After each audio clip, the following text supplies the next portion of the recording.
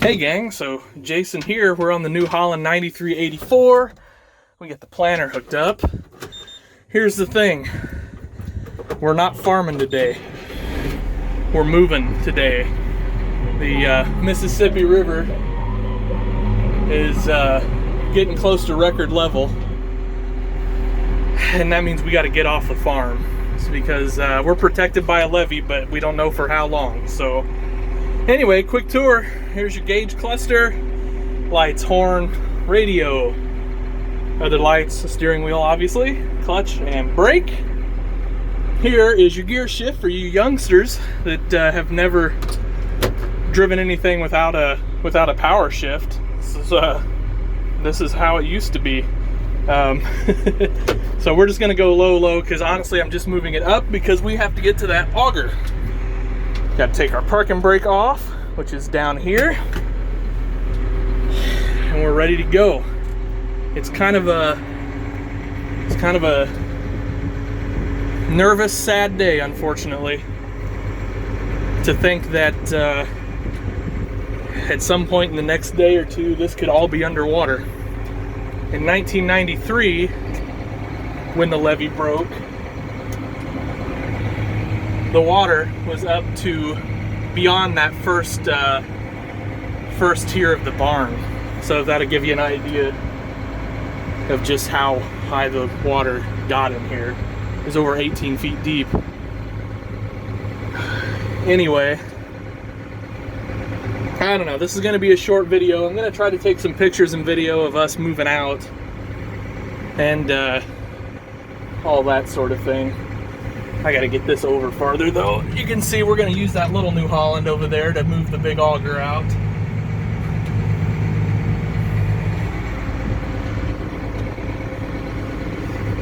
Anyway,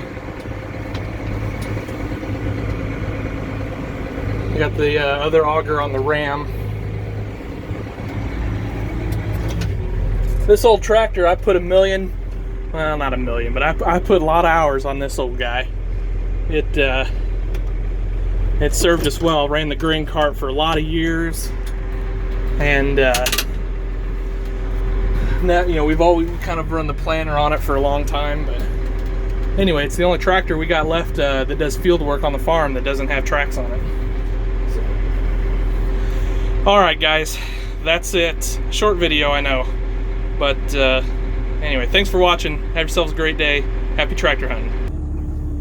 All right, so we're moving again.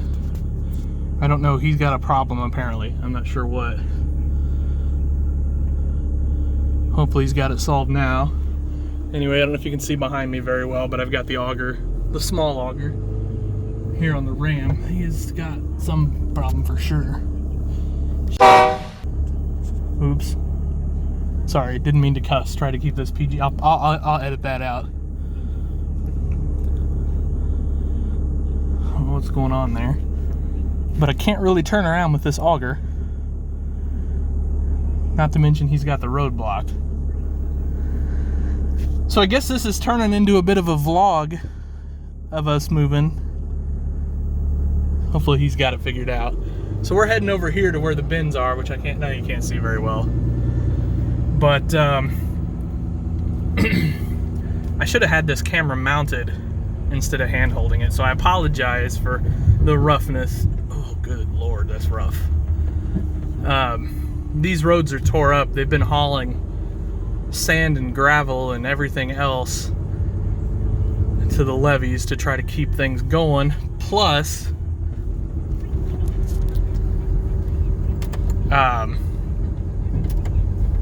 they were rough coming out of winter. This was the worst winter ever. I don't know if the AC's on this darn thing or not.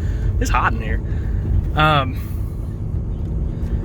Anyway, I'll start this video back up when I get closer to the bins. Don't know if you can see over there or not. One of the kind of local BTOs have their big planter hooked up, and got a field cultivator over there as well. They use that shed. They do put some equipment in it, but they generally use it to store corn actually, which is kind of interesting. Anyway, so I was just driving here almost to where I need to go, and I was thinking about how much I love this freaking truck. So this is like a 2014 Ram 3500, and it's got to be the beastliest truck we've ever had on this farm. We've had every brand too. We've had Dodge. I mean, well, obviously this Dodge. We had a Ford. We still have a F350, which is a nice truck, but this truck it just pulls for days. It's amazing. And we've had Chevys. You know, the Chevys are fine. I think every truck we've had has been very reliable. I don't think we would have any complaints as far as reliability goes. But this truck just pulls for days. It's incredible. So, all right. So we're headed to we're headed almost to the bins. You can see. That is one of our 4020s up in front of us. That's Dan. And I would imagine he is headed down to work on the levee some with it, would be my guess. Don't know, I haven't talked to him this morning yet, but he is a commissioner for the drainage district, and so he's putting in tons and tons and tons of hours at the levee doing what he can. So anyway, we're gonna, sorry about the steering wheel picture there, we're gonna pull in here to the bins. I'm not 100% sure. So we were fortunate that in '93, when it broke, this farm sits up just a few feet higher than home base, where the shop and everything is. So, which we didn't own this farm in '93. We didn't have this farm. I mean, I don't own it now, but Dan does. And anyway, we're fortunate that we can bring things over here and get them out of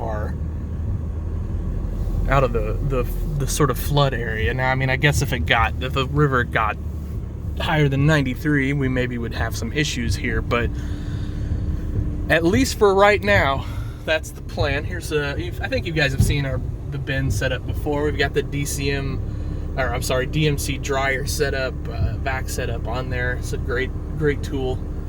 Anyway, so I'm gonna find a place to stick this auger, and we'll see. I might do some more videos here in a little bit. Well, let's do this is going to be loud, but let's do a quick overview of the Boomer 47 by New Holland. So I just dropped off an auger. And anyway, heading back to the main farm over here. So here's kind of your console area. Your forward and reverse is here on the left. You can see we've got lights down there. Hazards are down below the steering wheel as well as the horn. We've got throttle there, PTO switch there. So here's one thing, and we've had this at the dealer because it's doing it to me right now. We've had this at the dealer a few times. This dang tractor wants to pull left, and it doesn't do it all the time, but you can see I'm just fighting the living crap out of it right now, and I shouldn't be. I don't know what the deal is with that. I don't know, just one of those things, I guess. We think it's an air valve, possibly, but it keeps wanting to pull the tractor left. I don't know.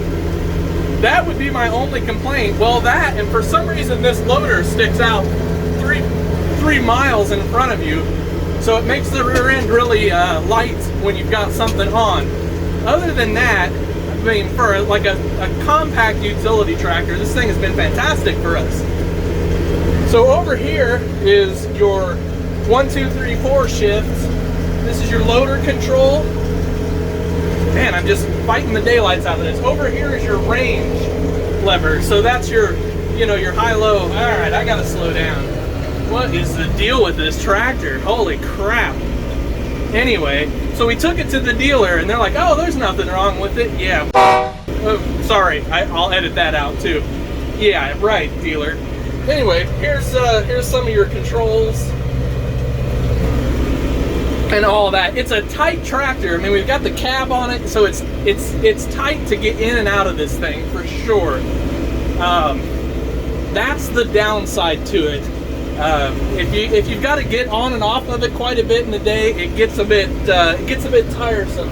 because you know, I'm a big guy. I'm about 6'1", 6'2", and you know, 290-ish. So you know, it's a thing. Anyway, I'm coming up to this corner, and since I'm fighting this steering wheel, I believe I'm gonna put you guys down. So thanks for watching, guys. Have a great day. Happy tractor hunting. Well, here we are in the barn. So what do you do with an old dairy barn when you don't have cows anymore? Take out the front end, put a giant airplane hangar door in it, and you move equipment in here. Anyway, we're gonna hook up to this field cultivator because the water's high on the river, so we're gonna get it out of here just in case. Hopefully we don't need to, but just in case.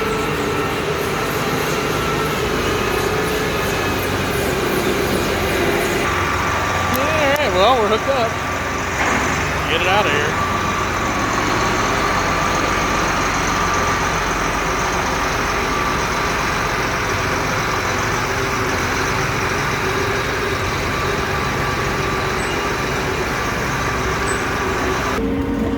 This is going to be one of those, I'm going to be on every tractor in the farm days. Well, I mean, obviously we're moving stuff out, so there's going to be a lot of tractor switching, but quad track now. Anyway.